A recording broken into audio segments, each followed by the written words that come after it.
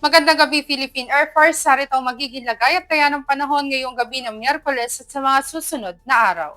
Sa kasalukuyan, naasahan natin ang patuloy na pag-iral ng southwest monsoon o hanging habagat kung saan ngayong gabi patuloy na makakaranas ng occasional rains ang Metro Manila, maging ang Batanes, Babuyan Island, ganoon na rin ang Zambales, Bataan, Cavite, Batangas, ang Occidental Mindoro at ang Antique.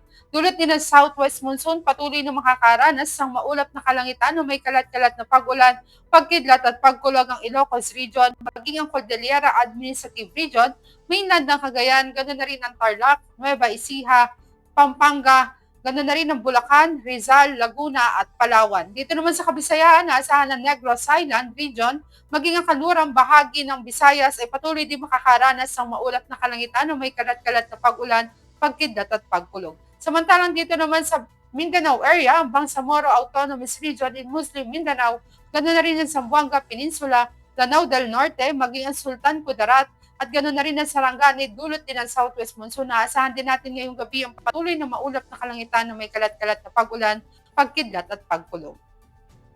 Para naman sa magiging lagay at taya ng panahon bukas, dulot pa rin ng southwest monsoon. Asahan natin ang patuloy na occasional rains dito sa Metro Manila, ganoon na rin sa Batanes, sa Babuyan Island, sa Zambales, maging sa Bataan, sa Cavite, sa Batangas, sa Occidental Mindoro at sa Antique. Sa ibang nalalabing bahagi naman ng Luzon, asahan natin ang bahagyang maulap hanggang sa maulap na kalangitan, ngunit may mga posibilidad pa rin yan ng mga pulupulong pag-ulan na kung minsan ay may pagkidlat at pagkulog.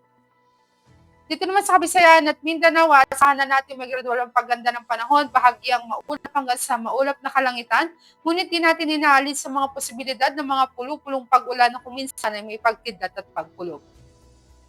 Para naman sa magiging lagay at taya ng panahon pagsapit ng Biyernes hanggang weekend, dulot pa rin ng southwest monsoon, Friday hanggang Saturday, asahan natin dito sa Metro Manila, maging sa Cavite ang patuloy na maulap na kalangitan na may kalat-kalat na pag-ulan, pagkidlat at pagkulog. Pagsapit ng araw na linggo, asahan naman natin may gradual na pagganda ng panahon. Dito naman sa Angeles, dulot din ng southwest monsoon, asahan natin ng patuloy na maulap na kalangitan na may kalat-kalat na pag-ulan, pagkidlat at pagkulog hanggang araw ng Biyernes. Pagsapit ng weekend, asahan naman natin may gradual na pagganda ng panahon.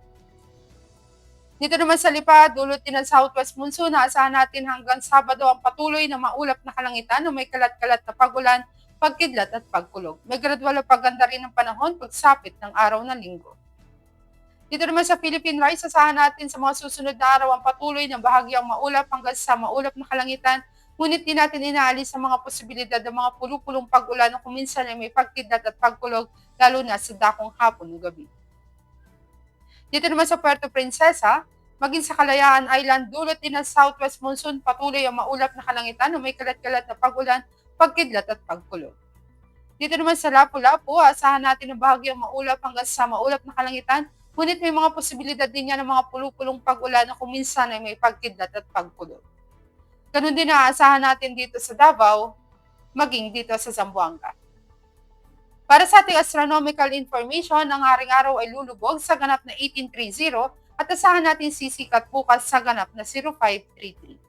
Para sa ating moon illumination, meron tayong 98% increasing. At yan ang latest update natin sa weather. Para manatiling updated sa lagay at taya ng panahon, i-follow lamang ang Air Force Weather Center sa aming mga social media accounts. Sa ngalan ng aming commanding officer na si Colonel Alvin John Cugador, Philippine Air Force General Staff Corps, I'm Sergeant Jessie C. Cuenca, Weather Forecaster ng Air Force Weather Center.